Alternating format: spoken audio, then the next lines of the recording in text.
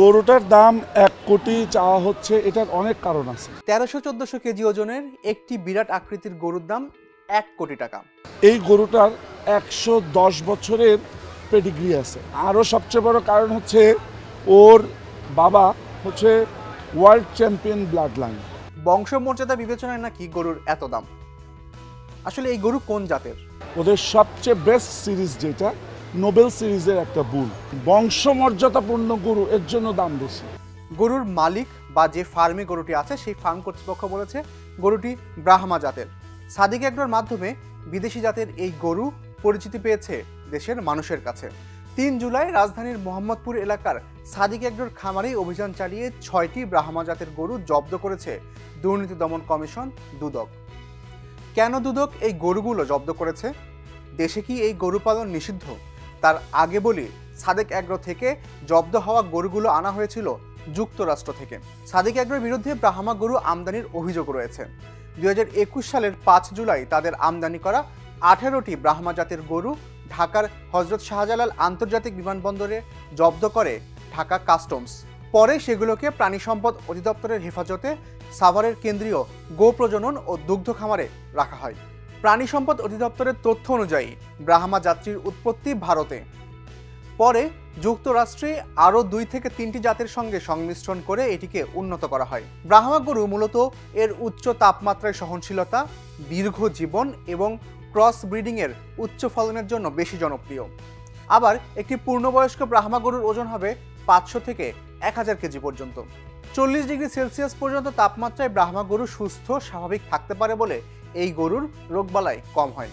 সাধারণত একটি ব্রাহ্মা জাতের গরু 15 থেকে 20 বছর পর্যন্ত বাঁচে। সেখানে 2 থেকে 2.5 বছরের দেশি গরুর ওজন হয় মাত্র 250 থেকে 350 কেজি। যেহেতু ব্রাহ্মা জাতের গরু বেশি পরিমাণে মাংস উৎপাদন করতে পারে, তাই এই গরু এর পালনকারীদের জন্য পালন ককরা লাভজনক। তবে এই জাতের গাভী তার আকৃতি অনুযায়ী দুধ কম দেয়। বাণিজ্য মন্ত্রণালয়ের আমদানি নীতি আদেশ 2021 থেকে 2024 অনুযায়ী আদেশের 34 ধারায় গবাদি পশুর হিমায়িত সিমেন আমদানি বিষয়ে জানানো হয়েছে। ক উপধারায় দেখা যাচ্ছে গবাদি পশুর হিমায়িত সিমেন ও embryo Friesian cross, Sahiwal cross, Friesian Sahiwal cross, AFS cross জাতের গবাদি পশুর হিমায়িত সিমেন বা ডিপ ফ্রোজেন সিমেন ব্যতীত অন্যান্য গরুর সিমেন আমদানি নিষিদ্ধ। তবে শর্ত থাকে যে Friesian cross, Sahiwal cross, Friesian Sahiwal cross, AFS cross, Brahma, Murrah, Nili Ravi এবং মেডিটারেনিয়ান মহিষের জাতের গাভীর পশুর হিমায়িত সিমেন বা ডিপ ফ্রোজেন সিমেন এমব্রায়ো আমদানি করা যাবে। কিন্তু বর্তমানে যেসব ব্রাহ্মা গরু বাংলাদেশ, ভারত কিংবা অস্ট্রেলিয়ায় দেখা যায়, সেগুলো মূলত ব্রাহ্মার সিমেন বা শুক্রাণু দিয়ে কৃত্রিম পদ্ধতিতে জন্ম নেওয়া সংকর জাতের গরু। ব্রাহ্মা বিষয়ে কেন আমরা এক ধরনের অ্যাম্বিগুইটি আছে বা আমাদের কেন একটা সতর্কতা আছে, সেটা হলো যে দেখেন, আমরা জাত উন্নয়নের একটা পথে আছি। জাত উন্নয়নের কথাটা লাইন ব্রিডিং বলে, এটাকে বেস্ট টু বেস্ট মিটিং। আমাদের জাতির পিতা 1973 সালে সর্বপ্রথম ফ্রিশিয়ান জাতটাই দেশে ইন্ট্রোডিউস করে। সেটা আমাদের লোকাল গরুর সাথে ক্রস করে এখন হলস্টেইন ফ্রিশিয়ান লোকাল, যেটা এলএফ বলে, লোকাল হলস্টেইন ফ্রিশিয়ান বা লোকাল ফ্রিশিয়ান, সেটা কিন্তু এখন অসংখ্য হয়ে গেছে।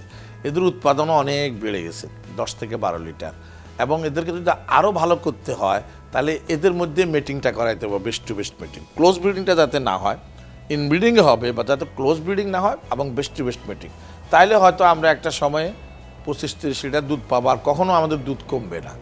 এখন আপনি যদি হুটহাট করে কোনোটা মাংসের জাত বইলাক বা কোনোটা অন্য একটা জাত আনি ঢুকে, তাহলে আমরা লাইন ব্রিডিং থেকে আলাদা হয়ে যাব এবং মানুষ প্রলুব্ধ হবে যে এই বীজ দিলে বোধহয় অনেক দ্রুত বড় হয়ে যাবে, মানুষ অনেক টাকা পেয়ে যাবে। কতগুলা মিসকনসেপশান বা কতগুলো প্রভোকেশন অযথা এগুলো বিভ্রান্ত হইতে পারে। এই জন্য আমরা সতর্ক, যাতে আমাদের লাইনটা সঠিক থাকে। এই জন্য আপনি যদি বাইরে থেকে আপনি গবাদি পশু আনতে চান, সেটা আমরা আমাদের মূল স্ট্রিমের গবাদি পশু হোক আর যাই হোক, আপনি অনুমতি ছাড়া আনতে পারবেন। কার্যকারণ দেখাইতে হবে, এই কারণে আমি আনবো।